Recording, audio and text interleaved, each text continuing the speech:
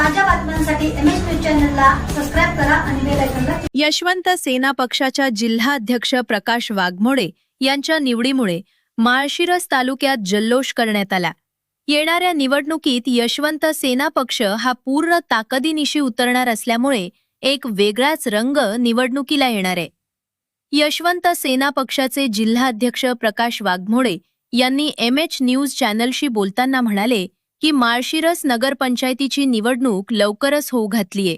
या निवडणुकीत यशवंत सेना पक्ष पूर्ण ताकदीनिशी उतरणार असून सर्व जागा या स्वबळावर लढवणार असल्याचे नूतन यशवंत सेना पक्षाचे जिल्हाध्यक्ष प्रकाश वाघमोडे म्हणाले।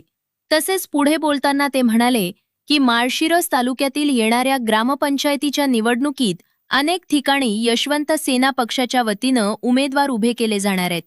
सध्या माळशिरस तालुक्यात यशवंत सेना पक्षानं रोपटे लावले, त्याचे क्षेत्र थोड्याच दिवसात मोठ्या वट वृक्षात होणार आहे। माळशिरस तालुक्यासह सोलापूर जिल्ह्यात गाव तेथे यशवंत सेना पक्षाच्या शाखा काढून सोलापूर जिल्ह्यात पक्ष वाढीसाठी प्रयत्न केला जाणार आहे। यामध्ये तरुणांना संधी देण्याचे यशवंत सेना पक्ष करणार आहे।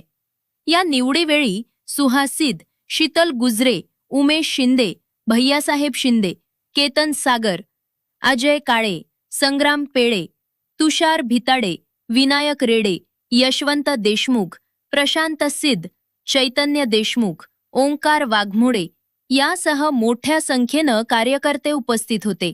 एमएच न्यूज चॅनलसाठी शौकत पठाण, माळशिरस।